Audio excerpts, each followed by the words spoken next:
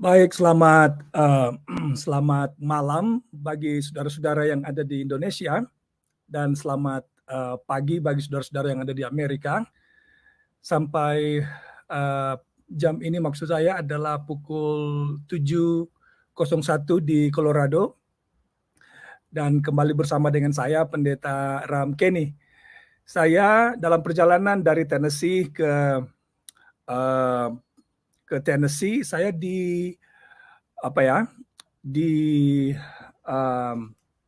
message oleh beberapa orang, lalu mereka menunjukkan kepada saya beberapa link video untuk saya tonton yang memuat video dari Elia Miron yang menjawab pertanyaan beberapa orang mungkin ya, tapi dari video yang di forward ke saya, Elia Miron sementara menjawab salah satu pertanyaan dari seorang laki-laki, seorang muda yang bertanya tentang kisah pasal 10 dan juga kisah pasal 20 tentang para rasul yang berkumpul memecah-mecah roti yang dicatat di Kisah Para Rasul pasal 20. Nah, lalu dalam video itu saya akan tunjukkan kepada saudara video tersebut secara sekilas saja. Saya mengikuti video ini lalu melihat menyimak bagaimana Elia Miron menjawab pertanyaan dari seorang muda ini. Nah, dalam episode ini saya akan menanggapi jawaban dari Elia Miron karena saya lihat Elia Miron ini punya potensi menjelaskan Alkitab sebenarnya, tetapi dia mungkin tidak mendalami secara lebih mendalam atau tidak baca Alkitab secara penuh, maka kesimpulan yang dia ambil tidak seperti apa yang Alkitab sebutkan. Nah, kali ini kita hanya akan melihat kisah pasal 10 karena dalam video tersebut beliau menanggapi pertanyaan tentang kisah pasal 10. Tapi sebelumnya mari saya tunjukkan videonya kepada saudara. Dan saya lihat di sini dia sebenarnya agak terkesan sedikit emosi begitu ya, lalu menyinggung-nyinggung tentang Ellen White dan lain sebagainya yang tidak ada hubungannya dengan pertanyaan dari orang muda tadi. Nah, saya tunjukkan kepada saudara, kalau saudara ingin menonton video penuh fullnya, saudara pergi ke YouTube sudah ya. Mari kita lihat. Cocokkan. Kalau kamu punya tafsirmu sendiri, yaitu urusanmu. Kamu baru lahir di abad ke-20 dari Amerika sana. Saya tidak lebih percaya kepada nabi perempuan daripada nabi perempuan yang datang dari Amerika, daripada para rasul. Itu saja simpelnya, ya. Jadi jangan paksakan kehendakmu. Itu di luar yang lain. Suka sekali memaksa memang. Advent ini. Si paling merasa sok-sok hari ke-7, tapi munafik sekali. Ya, mereka merasa bahwa kami ini beribadah pada hari Sabtu, kami paling benar. Kamu pun munafik. Kamu hari Sabtu itu sama sekali nggak boleh melakukan apapun. Tapi kamu hari Sabtu pergi jalan-jalan kemanapun, kamu pun munafik. Ya, jadi jangan merasa paling benar dengan Sabtu-Sabtumu itu. Kalau kamu memang lebih setia kepada hukum Taurat dan hukumnya Yesus, kenapa kamu tidak melakukan korban? Kenapa kamu tidak melakukan korban bakaran, korban hukum dan lain-lain? Ya, jadi jangan main-main dengan kekristenan. Ya, jangan hanya sahabatnya dong. Kalau mau setia, Allah tidak membedakan antara orang Yahudi dan Yunani. Jadi saya pikir Miron berhati-hati juga menafsirkan Alkitab. Tidak. Kita baca Kisah Rasul 10 ya. Iya, dibaca saja karena selanjutnya akan dijelaskan penglihatan itu gitu. Oh, sekarang aku mengerti bahwa Allah tidak membedakan baik orang Yahudi maupun orang Yunani. Karena di zaman itu membedakannya antara makanan halal dan haram, gitu loh. Nah, enggak itu. Oh, coba dibaca, silakan aja dibaca. Nanti kita boleh belajar bersama-sama.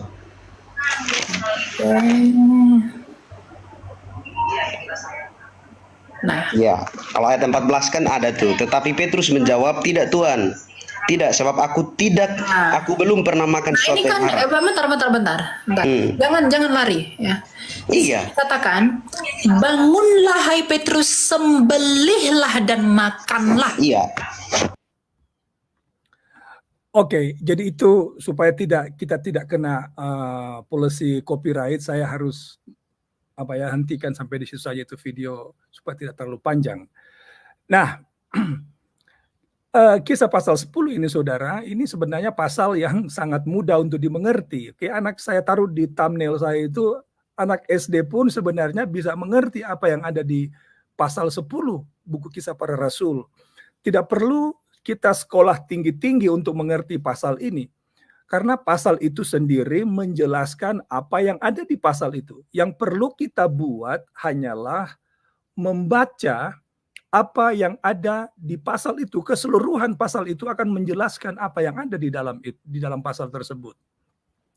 Sebelum saya jelaskan saudara yang kekasih, saya mau kasih saudara satu tips atau prinsip bagaimana mempelajari Alkitab sebenarnya.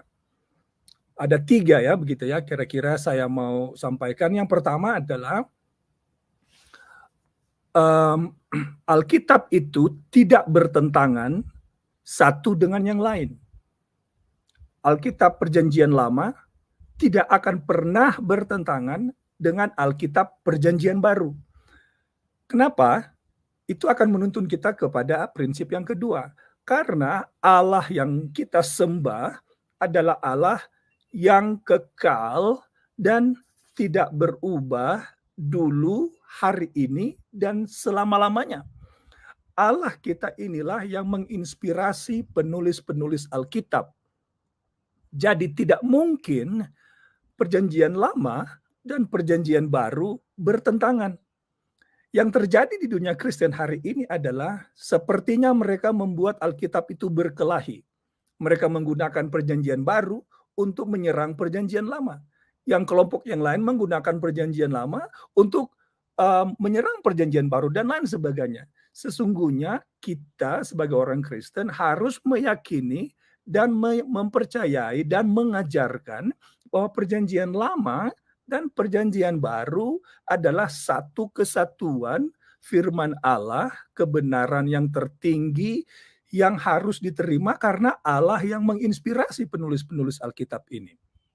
Kemudian prinsip yang ketiga kalau begitu, kalau demikian prinsip yang kita mengerti, maka kebenaran dalam Perjanjian Lama masih tetap kebenaran dalam Perjanjian Baru karena tidak mungkin ini bertentangan. Nah, sehubungan dengan masalah Kisah pasal 10, masalah makan daging yang haram, saudara yang kekasih, dalam Perjanjian Lama itu sangat jelas dan Allah tentu tidak berubah. Bagi saudara-saudara yang belum pernah membaca Yesaya pasal 66 ayat 17, saudara baca di situ, itu mulut Tuhan sendiri yang mengatakan bahwa mereka yang memakan daging yang haram, termasuk daging babi, itu tidak akan mendapatkan berkat dari Tuhan, akan dilenyapkan oleh Tuhan. Oke. Nah, sekarang mari kita pergi ke Kisah pasal 10, saudara. Kisah pasal 10, seperti yang saya katakan tadi, Elia Miron harus baca Kisah pasal 10 ini secara keseluruhan. Dia menuduh si orang muda tadi mempelintir Alkitab, mempelintir, comot-comot ayat katanya, lalu mempelintir ayat Alkitab. Saya lebih senang kepada orang muda tadi. Oke, orang muda tadi yang sepertinya membaca satu pasal, Kisah pasal 10. Nah, kalau saudara baca, saya bacakan kepada saudara pendahuluan mulai dari ayat 1 sampai ayatnya yang ke-8, itu adalah gambaran bagaimana Allah meminta Kornelius. Nah, Kornelius ini adalah seorang perwira pasukan. Jadi bisa kita pastikan dia bukanlah orang Yahudi. Dia bisa saja dia adalah orang Roma atau orang non-Yahudi. Oke. Lalu karena dia ini setia, Allah mendengar doa-doanya. Lalu Allah bilang, jemputlah seorang yang bernama Simon yang disebut Petrus. Itulah Petrus.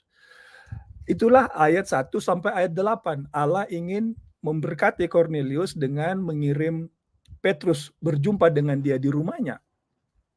Lalu yang terjadi kemudian, saya pergi ke ayatnya yang ke 9 seterusnya sampai 16, ketika Petrus di situ sementara menunggu makanan yang sementara disiapkan, dia lapar, tiba-tiba dia diliputi oleh kuasa roh, dapatlah dia penglihatan. Dan penglihatan itu dicatat di ayatnya yang ke-12 dan seterusnya. Saya bacakan kepada saudara, ini penglihatan Petrus. Di dalamnya terdapat berbagai jenis binatang berkaki 4, binatang menjalar dan burung. Kedengaranlah olehnya suatu suara yang berkata, "Bangunlah hai Petrus, sembelilah dan makanlah." Nah, itu ayat yang dikutip berulang-ulang oleh Elia Miron. Dia bilang, sudah jelas Allah bilang kepada Petrus, bangunlah dan sembelilah. Masalahnya kepada Elia Miron adalah dia berhenti hanya sampai di situ saja, tidak baca seluruhnya. Kita teruskan. Ayat berikut, ayat 14. Tapi Petrus menjawab, tidak Tuhan, tidak, sebab aku belum pernah makan sesuatu yang haram dan yang tidak tahir. Nah, sekarang mari kita berhenti di situ sejenak saja. Kalau kita lihat respon Petrus adalah, tidak Tuhan, saya tidak pernah makan yang seperti ini. Kalau begitu pertanyaan yang perlu kita tanya adalah, apakah Petrus adalah orang yang memakan haram dalam kasus ini? Tentu tidak. Sampai di poin ini Petrus adalah orang yang tidak pernah menyentuh makanan haram. Itu kita dapatkan dari teks ini. Nah, lalu selanjutnya kita baca lagi. Untuk kedua kalinya suara yang berkata kepadanya, apa yang dinyatakan halal oleh Allah tidak boleh engkau nyatakan haram. Lalu ayat 16, hal itu terjadi sampai 3 kali, segera sesudah itu terangkatlah benda itu ke langit. Mari kita baca ayat 17, saudara. Kita baca terus ini ya. Ayat 17, Petrus bertanya-tanya dalam hatinya, apa kiranya arti penglihatan yang telah dilihatnya itu? Tentu Petrus bingung. Dia tidak pernah makan binatang haram selama hidupnya. Tiba-tiba dia dapat perintah dari Tuhan, ambillah, sembelilah, makanlah. Tentu dia bingung, dia bertanya-tanya, Tuhan, apa maksud semua ini? Kita hubungkan ini dengan apa yang ada di pendahuluan pasal. Di pendahuluan pasal 10, ada seorang yang bernama Cornelius, seorang non-Yahudi yang ternyata dicatat oleh Alkitab sebagai seorang yang setia kepada Allah. Dan Allah ingin mempertemukan dia dengan Petrus. Nah, jangan lupa saudara kasih, di zaman Petrus terjadi perselisihan yang hebat antara orang Yahudi dan non-Yahudi. Orang Yahudi sangat tidak suka kepada orang yang non-Yahudi. Sampai-sampai mereka menganggap orang non-Yahudi ini adalah orang yang najis. Mereka tidak mau bersentuhan bayangan sekalipun dengan orang-orang yang non-Yahudi. Itu latar belakang keadaan di zaman Petrus, di zaman para rasul. Orang Yahudi merasa hanya merekalah umat yang benar dan orang yang non-Yahudi itu dianggap najis. Oke? Nah, itu harus kita ingat baik-baik. Nah, mari kita teruskan. Mari kita baca sekarang, kita pergi ke ayat 20. Saya hanya membaca Alkitab, saudara ya. Jadi mungkin ini yang juga harus dilakukan oleh si Elia Miron ini sebenarnya. Dia terlalu banyak menyesatkan orang dengan konklusi-konklusinya yang sebenarnya tidak ada dasar Alkitab. Sangat disayangkan. Memiliki potensi menjelaskan Alkitab, tetapi banyak melenceng. Dan banyak orang percaya kepada Elia Miron ini. Kita baca ayat 20. Bangunlah, turunlah ke bawah, dan berangkatlah bersama-sama dengan mereka. Lalu ini kata Tuhan, jangan bimbang. Ada keraguan dalam hati Petrus karena dia berpikir, apa maksud Tuhan ini ya? Lalu Tuhan bilang, jangan bimbang, sebab aku yang menyuruh mereka kemari. Ketika Petrus melihat ada suruhan orang non-Yahudi datang untuk bertemu dia bertanya-tanya apa maksudnya ini. Karena jangan lupa saudara, sekali lagi, latar belakang keadaan waktu itu adalah orang Yahudi tidak mau berhubungan dengan orang non-Yahudi. Karena situasi ini membuat Petrus ini bimbang. Kemudian ayatnya yang saya loncat ke ayatnya yang ke-26. Tetapi Petrus menegakkan dia, katanya, bangunlah, aku hanya manusia saja. Karena utusan dari Kornelius ini menghormati Petrus. Ayat 27. Dan sambil bercakap-cakap dengan dia, ia masuk dan mendapati banyak orang sedang berkumpul. Ayat 28. Ia berkata kepada mereka, kamu tahu, dengarkan baik-baik ini saudara ya, ini akan menjelaskan poin penting kenapa Allah memberikan penglihatan ini kepada Petrus. Ayat 28.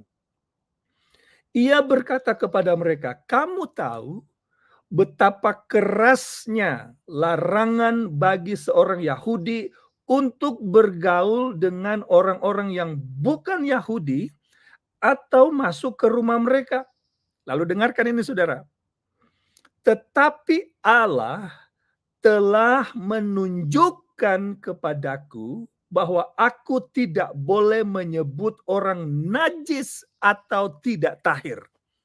Nah, ini perkataan Alkitab sendiri yang tidak dibaca oleh Elia Miron, atau yang sudah dibaca oleh Elia Miron tapi dia tidak mau pakai ayat ini karena dia suka makan itu daging-daging yang haram tadi itu. Oke. Jadi untuk membela leher mereka yang suka makan daging-daging yang dilarang Allah, maka mereka tidak mau baca ini. Sudah saya yakin mungkin Elia Miron baca ayat ini tapi dia tidak mau. Dia tidak mau mengatakan apa yang benar. Mungkin kira-kira begitu ya. Nah, lalu kita baca ayat 29 lagi.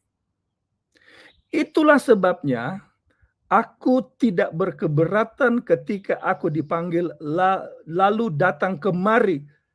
Sekarang aku ingin tahu apa sebabnya kamu memanggil aku.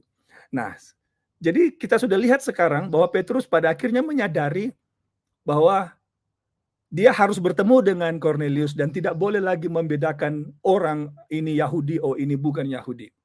Dari mana dia mendapatkan kesadaran ini?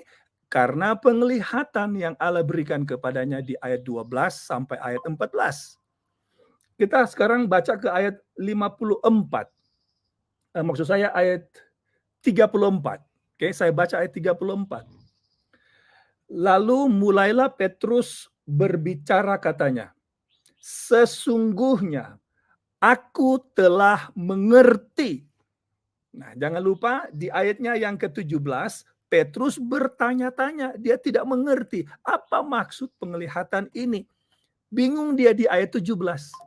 Kenapa Tuhan suruh dia makan binatang-binatang ini yang dia tidak pernah sentuh sebelumnya? Ketika kita tiba di ayat 34, Petrus telah mengerti mengapa penglihatan itu dia terima dari Tuhan. Ayat 34 lagi.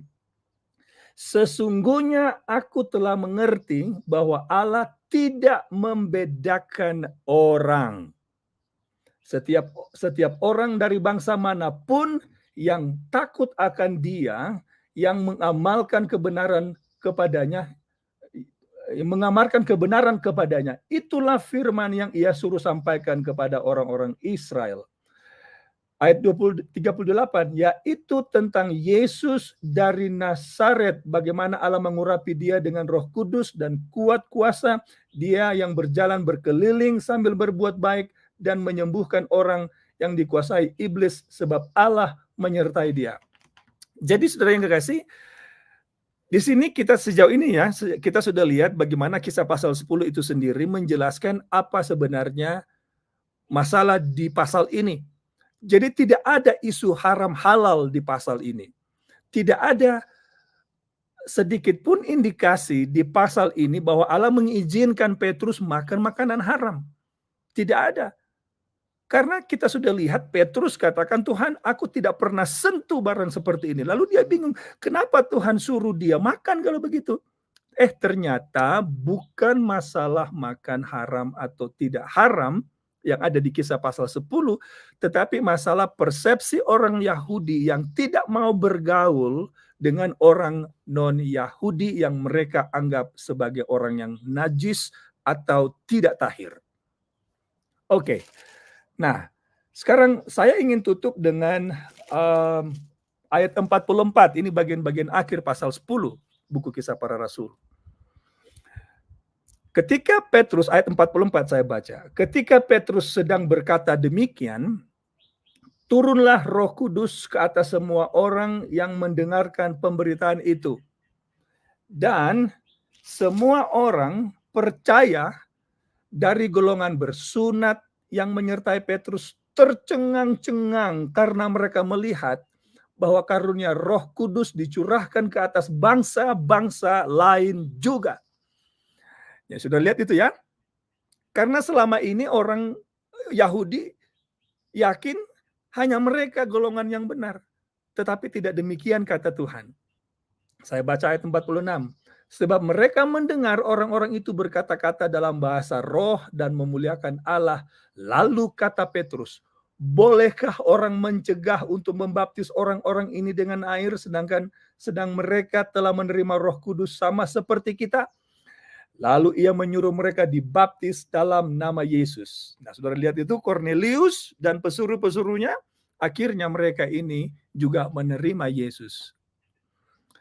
Jadi sudah kekasih, kesimpulan dari pembahasan kita kali ini adalah Elia Miron sangat keliru.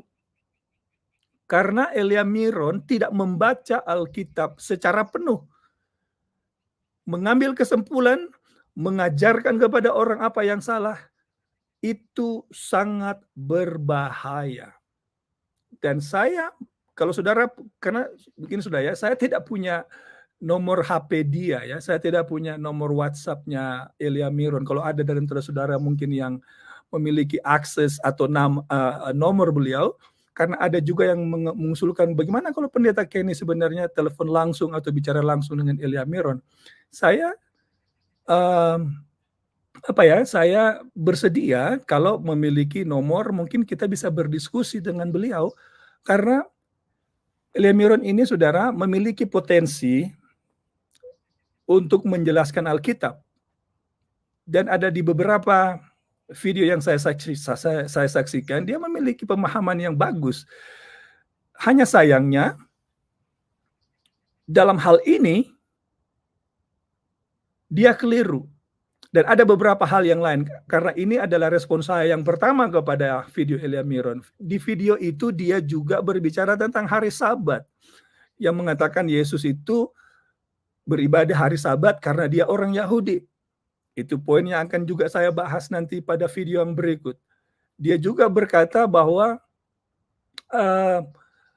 memang betul para rasul, memang betul Yesus, memang betul Perjanjian Lama, orang-orang beribadah pada hari Sabtu, termasuk para rasul di Perjanjian Baru.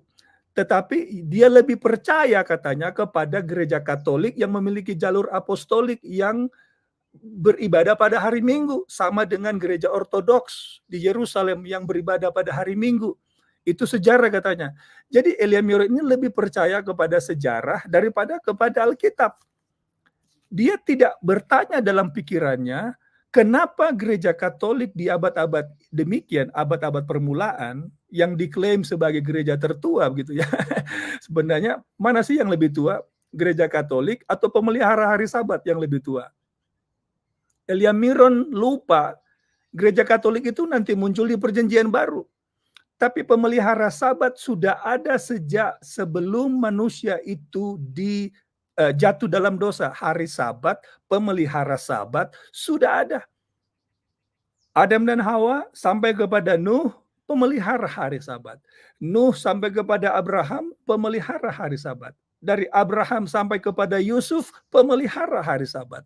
Dari Yusuf sampai kepada Musa, pemelihara hari Sabat. Dari Musa sampai kepada Maleaki, pemelihara hari Sabat. Yesus sampai kepada para rasul, pemelihara hari Sabat. Jadi yang mana lebih tua? Gereja Katolik atau pemelihara Sabat yang lebih tua? Elia Miron lupa fakta ini. Dan dia lebih percaya kepada gereja Katolik yang katanya memiliki jalur apostolik. Justru ajaran apostolik ini juga tidaklah berdasarkan Alkitab. Bagi saudara yang ingin menyaksikan itu, saudara bisa pergi ke video saya tentang mempelajari ajaran apostolik, yang sebenarnya juga bukan ajaran yang berdasarkan Alkitab, ajaran yang hanya diciptakan seakan-akan memang mereka memiliki jalur apostolik, tetapi sesungguhnya tidak demikian. Nah, kembali lagi kepada poin tadi, saudara yang kekasih, kalau saudara mau memperdalam atau menguatkan keyakinan saudara, janganlah didasarkan kepada apa kata orang, termasuk kata saya sendiri. Kalau saudara dengar video-video saya atau pembahasan saya, saudara jangan langsung percaya juga.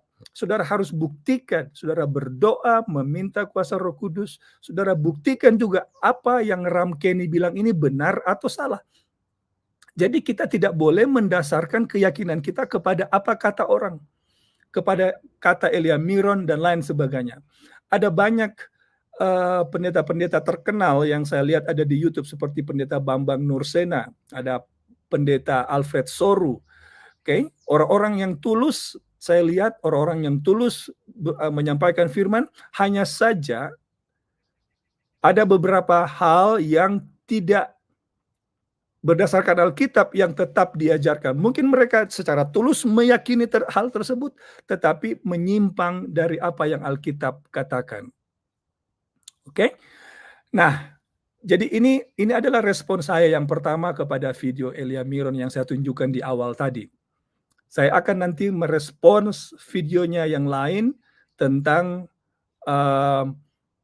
dia menyinggung masalah Ellen White. Sedikit saja saudara, ini orang yang mengkritik Ellen White ini terbagi dalam dua kelompok besar, atau mungkin tiga, tapi saya mungkin sebut yang paling besar. Orang-orang yang mengkritik Ellen White ini adalah orang-orang yang tidak kenal Ellen White, yang mungkin yang juga tidak membaca tulisan Ellen White. Mereka hanya dengar-dengar ini tapi tidak baca buku-bukunya, tidak baca tulisan-tulisannya. Mereka sudah mengkritik habis-habisan. Memang begitu ya, ada orang yang membenci orang tanpa mengenal orang. Yang kedua, orang yang mengkritik Ellen White karena bencinya mereka hanya mencari kesalahan, bukan mencari yang benar. Oke? Jadi, tapi saya akan tanggapi juga komentar Elia Miron tentang makanan haram halal di Kisah pasal 10, lalu dia menyinggung Kolose pasal 2 ayat 16. Nah, saya akan juga mengupas ini secara jelas, saya sudah pernah bahas sebelumnya, tapi karena saya diminta untuk menjelaskan kembali, merespon video Elia Miron tentang Kolose 2 ayat 16, saya akan jelaskan lagi Kolose 2 ayat 16. Bagi umat-umat Tuhan yang menonton video ini, saudara juga bisa melihat penjelasan pendeta Richard Sabuen yang juga sudah sangat baik menjelaskan tentang Kolose 2 ayat 16. Mungkin itu di Hope Channel kalau saya tidak salah ya, atau di Tajam. Pendeta Richard Sabuen sudah menjelaskan. Tapi saya juga akan menjelaskan dari perspektif yang lain tentang Kolose pasal 2 ayat 16. Elia Miron harus berpikir sebelum mengambil keputusan atau mengambil kesimpulan, seharusnya dia harus menanyakan dalam pikirannya, kenapa seluruh penulis Alkitab, tokoh-tokoh dalam Alkitab termasuk Yesus memelihara hari Sabat. Kenapa gereja Katolik dan orang Kristen hari ini memelihara hari Minggu yang tidak memiliki dasar dalam Alkitab? Mengapa? Itu pertanyaan yang harus ditanyakan setiap orang. Mengapa? Yang mana yang harus dipercayai? Tradisi gereja, bahkan atau sejarah gereja, atau kita mau percaya kepada Alkitab? Umat Tuhan, orang Kristen yang sejati harus berani mengatakan saya lebih percaya kepada Alkitab. Karena inilah firman Allah. Tentang sejarah, tentu saudara harus bertanya, kenapa terjadi perbedaan gereja Katolik pelihara hari Minggu, gereja Kristen pelihara hari Sabat? Kenapa ada perbedaan? Alkitab hari Sabat, Katolik hari Minggu. Kenapa? Itu harus kita tanya. Kita tanya, karena tidak ada dalam Alkitab Allah perintahkan pelihara hari Minggu, tidak ada. Tidak ada sama sekali. Jadi saya hanya mau men-trigger pikiran saudara ya, men-trigger cara saudara berpikir. Harus kita tanya pertanyaan ini, lalu cari tahu jawabannya. Nah, tunggu penjelasan saya tentang Kolose pasal 2 ayat 16. Lalu kalau saudara bicara tentang makanan haram, orang-orang yang membela makan haram ini, mereka akan gunakan Markus pasal 7, kemudian tulisan Paulus di Timotius, kemudian tentang Roma pasal 14, yang sesungguhnya kalau kita baca dan kita teliti, tidak berbicara tentang makanan haram halal. Karena sekali lagi saya ulang lagi kepada saudara ya, kalau kita belajar Alkitab, jangan lupa prinsip ini. Prinsip belajar Alkitab adalah Alkitab Perjanjian Lama, Alkitab Perjanjian Baru, tidak pernah bertentangan, tidak akan bertentangan. Jadi harmonis dia. Kemudian Allah kita tidak berubah. Allah yang melarang zaman Perjanjian Lama akan Allah yang sama juga yang melarang orang untuk makan haram di Perjanjian Baru. Allah tidak berubah. Karena itu kebenaran Perjanjian Lama akan tetap menjadi kebenaran di Perjanjian Baru. Karena tidak mungkin Alkitab ini saudara membuat berkelahi, maksud saya. Perjanjian Lama, Perjanjian Baru berkelahi karena berbeda. Tidak mungkin. Yang perlu kita tahu, yang perlu kita buat adalah mencari kenapa terkesan ada perbedaan, tapi tidak akan ada perbedaan kalau kita mau cari tahu. Oke? Nah, sebelum saya tutup, saudara yang kasih, bagi saudara yang memiliki pertanyaan juga, saudara bisa cantumkan di kolom komentar. Apa respon saudara, apa tanggapan saudara tentang Kisah pasal 10? Apakah Kisah pasal 10 menjadi excuse atau menjadi memberikan kita permisi, memberikan kita izin untuk makan haram atau tidak? Bagaimana menurut saudara? Sebelum saudara memberikan komentar, saya menganjurkan saudara baca dulu Kisah pasal 10, satu pasal itu. Semoga kalau sebelumnya saudara beranggapan Kisah pasal 10 mengizinkan saudara makan haram, mungkin saudara akan berubah pikiran setelah membaca satu pasal itu. Oke, jadi demikianlah video saya hari ini. Kita akan jumpa lagi pada mungkin besok pagi atau karena saya tidak bisa prediksi kapan saya ada waktu lagi, saudara ya. Tapi saya akan kembali lagi untuk menjawab video dari Elia Miron tentang tanggapan-tanggapannya atau pernyataan-pernyataannya tentang Kolose 2 ayat 16 dan hari Sabat dan juga tentang Ellen White. Tuhan memberkati saudara. Kalau saudara sudah siap beristirahat, semoga saudara mendapatkan istirahat yang senang malam ini. Tuhan memberkati. Dan mungkin sebelum tutup saya ingin berdoa untuk saudara. Tuhan di sorga, terima kasih Engkau berikan kami waktu untuk belajar firman-Mu. Dan kiranya apa yang kami pelajari dalam pembahasan kali ini tidak bertentangan dengan kehendak Tuhan. Mohon Roh Kudus menolong kami untuk mengerti Alkitab secara penuh, agar kami boleh berjalan di jalan yang benar. Hamba berdoa untuk semua orang yang mencari dengan tekun akan kebenaran Tuhan. Tunjukkanlah kebenaran itu kepada mereka ya Tuhan. Agar mereka juga mendapatkan bagian untuk menikmati sukacita hubungan bersama dengan Tuhan. Terima kasih banyak Engkau dengar doa kami. Peliharakan keluarga kami masing-masing, peliharakan saudara-saudara kami dimanapun berada. Kami berdoa dalam nama Yesus. Amin. Sampai jumpa saudara yang kekasih.